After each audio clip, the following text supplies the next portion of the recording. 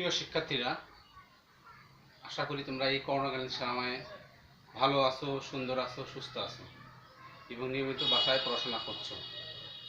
আমি মোহাম্মদ আলামিন, প্রভাষক, অর্থনীতি বিভাগ, শেরপুর সরকারি কলেজ, শেরপুর, বগুড়া।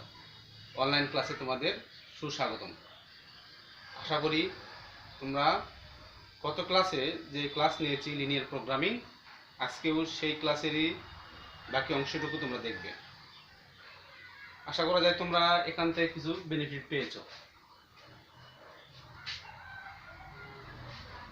আমি তোমাদের অনার্স দ্বিতীয় বর্ষের ষষ্ঠ অধ্যায় লিনিয়ার প্রোগ্রামিং এর আজকে একটা প্রবলেম নিয়ে আলোচনা করব। সেই প্রবলেমটা কিভাবে সলভ করতে হয় সেই বিষয়টুকু আমরা আজকে আলোচনা করব।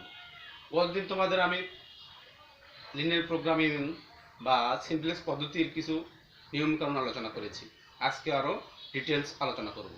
আশা করা যায় তোমরা যদি মনোযোগ সহকারে শুনতে পারো তাহলে তোমরা অবশ্যই শিখতে পারবে।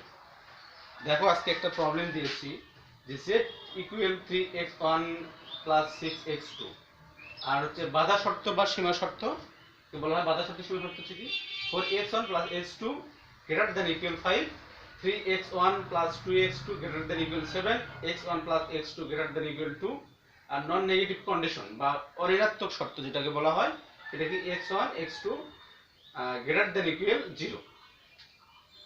তাহলে আমরা দেখো যে প্রবলেমটা দেখেছি, তাহলে আমরা এই উদ্দেশ্যমূলক অপেক্ষক, কোনো উদ্দেশ্যমূলক অপেক্ষক সর্বোচ্চকরণ করতে যাব, তখন আমরা কি করব?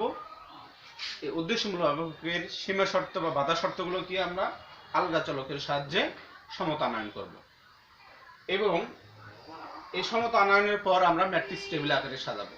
তোমরা জানো যে উদ্দেশ্যমূলক অপেক্ষকের সর্বোচ্চ মান বের করার পদ্ধতি হচ্ছে সিম্পলেক্স পদ্ধতি, আর এই পদ্ধতির সর্বোচ্চ সর্বনিম্ন মান বের করার ডিটেলস আমরা এখানে ছক আকারে দেখব। তাহলে দেখো, তাহলে যদি আমরা সমীকরণগুলো সাজাই তাহলে এরকম হবে।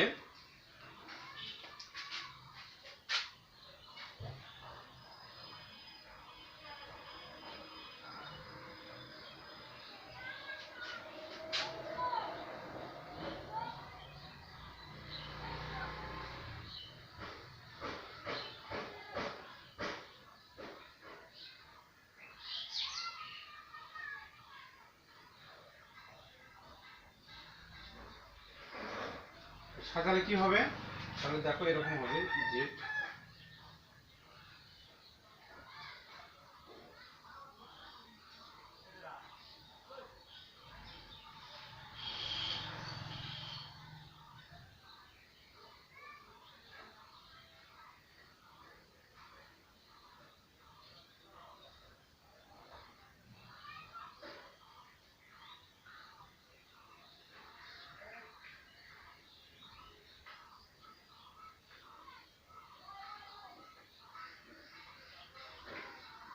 তাহলে দেখো আমরা যে সমীকরণগুলো সাজালাম, তাহলে সমীকরণগুলো কি এই আলগা চলকগুলোকে সীমা শর্তের সাহায্যে সাজিয়ে এভাবে আমরা পাই। তাহলে আমরা যদি ডিটেলস ভাবে খাতায় করতে চাই সেগুলো এভাবে s1 যুক্ত করে ইকুয়াল করে তারপরে 5 এই পাশে মানে চলকগুলো এই পাশে ডান পাশে পার করলে আমরা এরকম একটা সমীকরণ, সহ সমীকরণগুলো পাবো। এই সহ সমীকরণগুলোকে আমরা আবার ম্যাট্রিক্স বক্স বা টেবিল আকারে, সারণী আকারে সাজাতে পারি। তাহলে আমরা এখন কি করব? এই সহ সমীকরণগুলোকে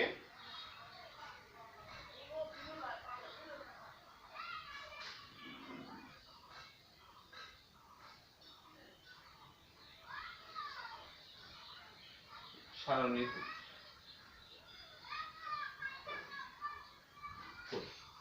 তাহলে আমরা দেখো, তাহলে ম্যাট্রিক্স এই সমীকরণগুলোকে সারণী আকারে কিন্তু সাজাতে যাচ্ছি। তাহলে সারণী আকারে যখনই সাজাতে যাব তখন আমাদের যেমন এরকম বক্স করে নিতে হবে।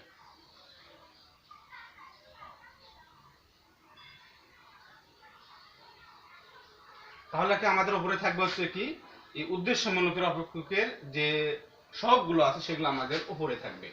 তাহলে উপরে আছে কি আমাদের 1 x1 x2, আর এই পাশে আছে আমাদের কি সর্বোচ্চকরণের যেটা z s1 s2 s3। তাহলে আমরা এই সহ সমীকরণগুলোর বা উদ্দেশ্যমূলক অপেক্ষকের যে সহগগুলো আছে সেই সহগগুলোকে আমরা এখানে ট্রান্সপোজ করি বা সাজাই, দেখো তাহলে 0 3 6, আচ্ছা 5 4 -1, 7 -3 -2, 2 -1 -1। তাহলে দেখো আমরা কি করলাম, এই সরণীগুলোকে প্রথমে আগে কি করলাম, প্রথমে হচ্ছে কি এই স্থির মানের জন্য আমরা 1 ব্যবহার করতে পারি অথবা লিখতে পারো তোমরা স্থির মান। আর এই যে প্রকৃত চলক যেগুলো আছে x1 x2, প্রকৃত চলক এই জন্য বলবো এই চলকগুলোর মান আমাকে বের করতে হবে। আর এগুলোকে বলবো s1 s2 s3, এগুলো আলগা চলক। এগুলো আমরা কি এই বাধা শর্তগুলোকে সমতা আনয়নের জন্য ব্যবহার করেছি, ঠিক আছে। তাহলে আমরা দেখো স্থির মান, তাহলে হচ্ছে কি ম্যাট্রিক্স সারণী তো 1-এতে আমরা দেখব যে এই সারণীগুলো যখন আমরা ব্যবহার করব তখন একটা জিনিস দেখতে পারবে যে যে প্রথম সারণী বা উদ্দেশ্যমূলক অপেক্ষকের যে সহগগুলো দেওয়া আছে প্রথম উপাদান ব্যতীত আর বাদ বাকি সর্বোচ্চ যে উপাদান বিশিষ্ট কলামটাই হচ্ছে আমাদের পিভট কলাম। আচ্ছা, তাহলে পিভট কলামের ব্যাপারটা আবারও বলি যে কোনো উদ্দেশ্যমূলক অপেক্ষকের যে শূন্য ব্যতীত ম্যাট্রিক্স টেবিলে বা সারণী শূন্য ব্যতীত অন্যান্য যে মান থাকবে, ধনাত্মক যে মান থাকবে সেই মানের সর্বোচ্চ মান বিশিষ্ট কলামই হবে পিভট কলাম। তাহলে আমরা এইভাবে লিখতে পারি যে পিভট কলাম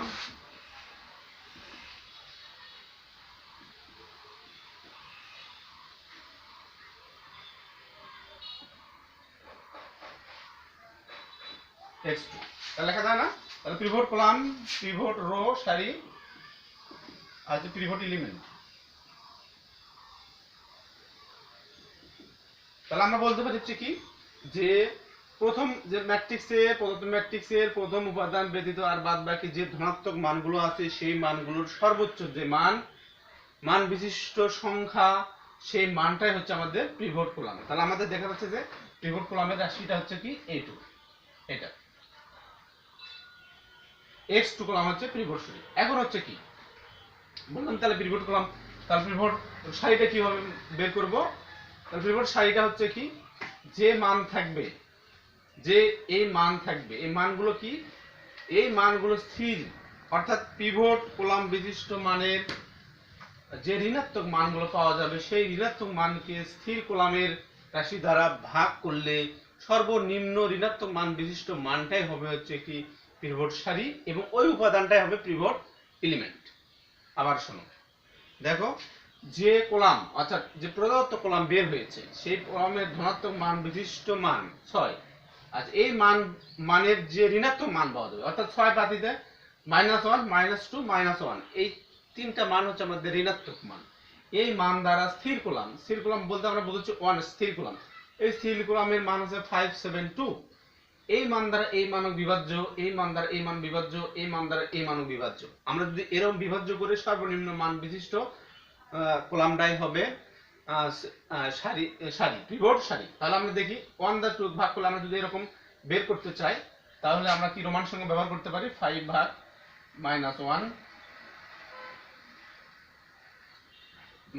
তাহলে বার হলো 5, তাহলে 7 ভাগ -2 তাহলে বের হলো হচ্ছে 3.5, আর হচ্ছে 2 ভাগ -1 তাহলে বার হলো 2।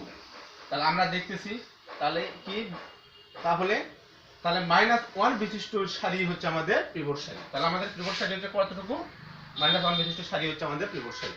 তাহলে পিভট সারি বের হলো কি S3, আমরা কিন্তু লিখতে পারি S3। এখন S3 বের হওয়ার সাথে সাথে কার্যক্রম হচ্ছে আমাদের এলিমেন্ট, তাহলে যে বের হয়ে সর্বনিম্ন মান বিশিষ্ট যে উপাদান হচ্ছে আমাদের এটা হচ্ছে পিভট এলিমেন্ট। তাহলে আমরা কি বললাম যে প্রথম বক্তব্য হচ্ছে এরকম যে পিভট সাজানোর পর যে শূন্য ব্যতীত আর যে ধনাত্মক মান বিশিষ্ট সর্বোচ্চ ধনাত্মক বিশিষ্ট কলামটাই হচ্ছে পিভট কলাম, যা আমরা x2 দ্বারা প্রকাশ করেছি। আচ্ছা এখানে হচ্ছে যে শূন্য ব্যতীত অন্যান্য যে ঋণাত্মক মান আছে সেই মানের সাথে ধনাত্মক মান দ্বারা বিভাজ্য করলে যে সর্বনিম্ন যে মানটা বের হবে সেই মানের সাথে ভাগ করলে, আমরা এখানে দেখাইছি দেখো 5 এর সাথে 1, 7 এর সাথে 2 এবং 2 এর সাথে 1, তাহলে ভাগ করলে একটা 5 3.5 একটা হচ্ছে 2, তাহলে তাহলে 2টা হচ্ছে সর্বনিম্ন, এই সারিটাই হচ্ছে আমাদের পিভট সারি এবং উপাদান একই সাথে উপাদান হচ্ছে আমাদের -1ই হচ্ছে পিভট উপাদান। তাহলে তোমরা আজকে দেখতে পারলে কিভাবে পিভট কলামটা বের করা যায়, পিভট সারি কিভাবে বের করা যায়, পিভট উপাদান কিভাবে বের করা যায়। তাহলে আমি আরেকটা জিনিস দেখাবো। তাহলে এই মানটা যখন আমাদের বের হবে,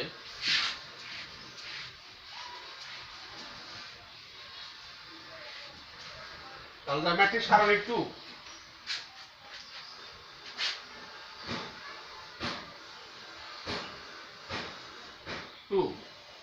তে আমরা এরকম হবে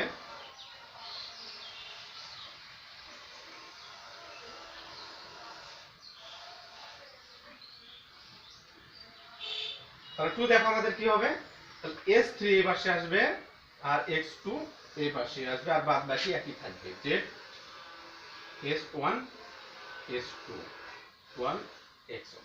এন্ড বক্তব্য হচ্ছে দেখো, তাহলে আমরা এখন এরপরে যে ধাপটা হবে আমাদের সেটা হচ্ছে দেখো যে আমাদের যে ট্রান্সপোজ হবে পরবর্তী ম্যাট্রিক্সে যখনই আসবে আমাদের ট্রান্সপোজ হয়ে যাবে। তাহলে ট্রান্সপোজ কি, এই যে সারি এবং কলাম, তাহলে হচ্ছে কি সারিটা যাবে কলামে আর কলামেরটা আসবে সারি। দেখো এই যে কলামেরটা, তাহলে সারিটা আসছে কলামে আর কলামেরটা গেছে সারিতে। তাহলে মূল বক্তব্য হচ্ছে কি, এখন হচ্ছে কার্যক্রম হচ্ছে আমাদের, তাহলে যে পিভট উপাদান আছে, তাহলে পিভট উপাদানের বিপরীত মান দ্বারা, বিপরীত মান কি 1, তাহলে 1 দ্বারা অনেক ভাগ করলে 1ই হবে। তাহলে আমরা এখন এইভাবে করি,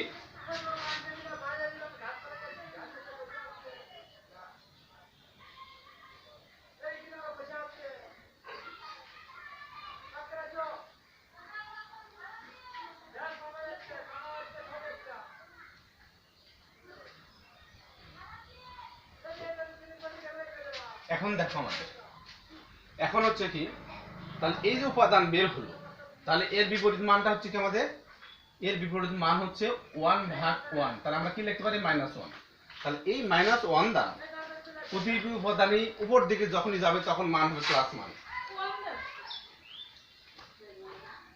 আর এই দিকে যখন যাবে, সরি উপর দিকে যখন যাবে তখন মাইনাস মান, এই দিকে যদি দুইটা মান থাকবে সেই দুটো মান হবে প্লাস মান। অর্থাৎ যে বিপরীত কৌণিক মান বের হবে সেই মানগুলোর মান হবে অজানা মান। আচ্ছা, তার আগে আমরা দেখো তাহলে আমরা এই মানটা কিভাবে বের করলাম, এই মানটা এখানে চলে আসে, তোমরা এখানে আসলে কি হবে, তাহলে এর বিপরীত মান নিচের হাফ আছে, তাহলে হাফ কি ইকুয়াল হাফ, তাহলে হাফ দ্বারা হাফ বিভাজ্য করলে তাহলে আমাদের কি হবে, তাহলে হাফই মাইনাস হাফ হবে। এই মাইনাস হাফ দ্বারা গুণ করলে তাহলে দেখো বিয়োগ করলে তাহলে এখানে আজকে -2 গুণন 1 গুণন 1 -1, তাহলে এই 1 উঠে গেল, এই 2 এই 1 উঠে গেল, তাহলে থাকলো কি শুধু 2। এইভাবে 1 2 হবে, আর বাদ বাকি যেগুলো মান থাকবে অজানা মান। দেখো এগুলো হচ্ছে কি a11 a12 a21 a22 a31 a32। তাহলে এই যে মানগুলো,